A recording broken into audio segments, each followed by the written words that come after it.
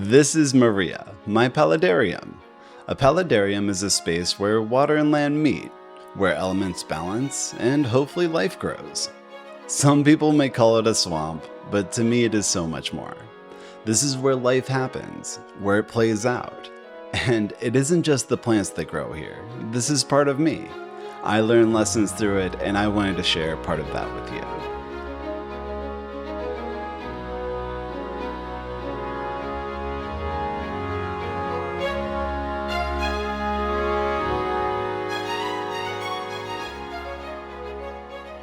The goal of this series is to show Maria's progress, to build, to create, to follow what pulls my attention, to work through challenges, and to make something meaningful from nothing. You'll get a first-hand look at my process and hear my insights. But in order to understand Maria, you're gonna have to know a little about me. To start with, I have no idea what I'm doing. I'm not an expert on anything, especially when it comes to paludarium building. I've had fish tanks in the past, but this is all new to me and kinda daunting. I wanted to try something, a new challenge that is different from the others. Buying that tank was a back and forth. I wasn't sure what I would fill this thing with once I got it, so it stayed in the cart for months, but also on my mind. Then I went on vacation, Puerto Rico for Bad Bunny. And while the concert was amazing, something else stayed with me. In Old San Juan, there are these colorful homes that sit right on the edge of the ocean and the rocks. They look like they could be swept away at any moment, but life flourishes in this space. And that's when something clicked. This is where Maria came from, a small pocket of Puerto Rico. Shaped, nurtured, and hardened by the sea. She's optimistic, mostly out of necessity, full of life and will, but still finding her direction. Maria is fun to be around to a point, a little messy, a little wild, always trying, always moving forward, and always hoping for the best. And this is her story.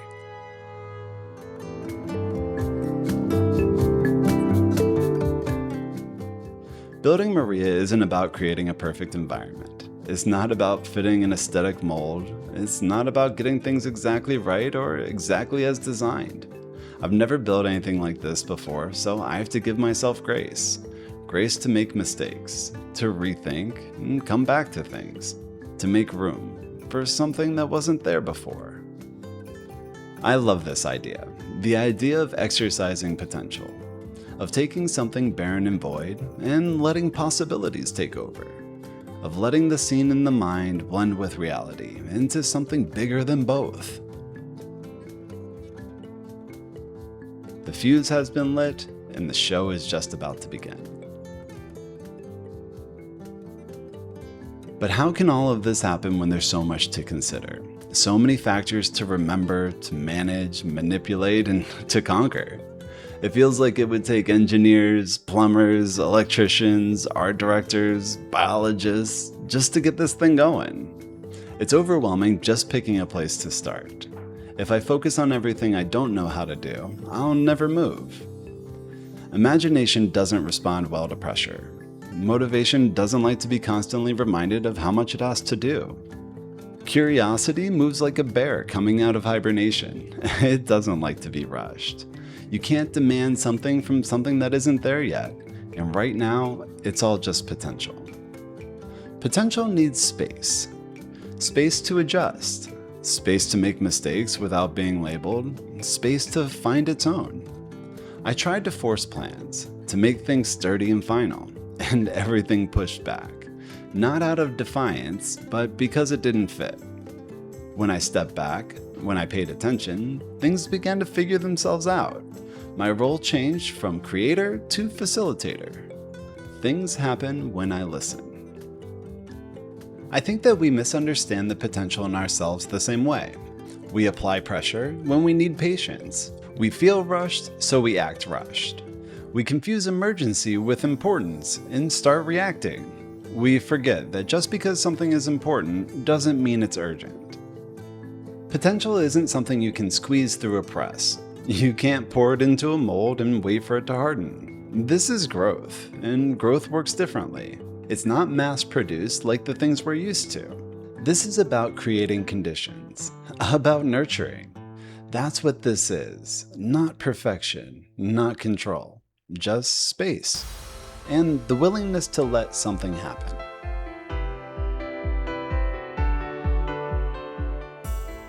For Maria, I started by staring at an empty space for a long time. I made the mock-up you saw at the beginning. I was gonna make a whole thing about it, but honestly, it really didn't turn out. It's been a process. For the structure, I used a plastic egg crate. I've used it before and it works well. Tin snips to cut it, a hot glue gun to hold it together, all seem like pretty simple stuff. The idea was a house on the edge of the rocks.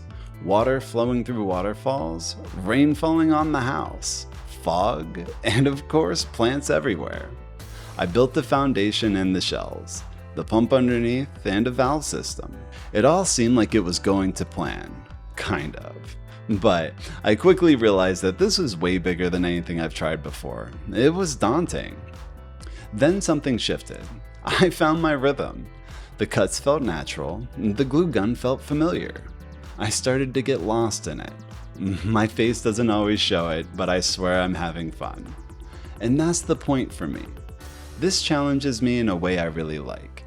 My other worries fade, I lose myself in the work, and through that, I find part of myself. I see new ways to approach problems, I build confidence just by trying. And that helps me here, and everywhere else in life. Sometimes my life feels so complicated that it's like I need a whole team of experts just to sort it out. Everything overlaps, and one problem bleeds into the next. I'm so busy trying to keep life running that I don't actually get to enjoy it. Responsibilities take over, and worry is right behind them. I keep moving because that's what life seems to expect. The alarm goes off, the routine starts, the days feel long, and the nights all blur together. Without realizing it, I disconnect. I turn inward and all my energy goes into fixing things.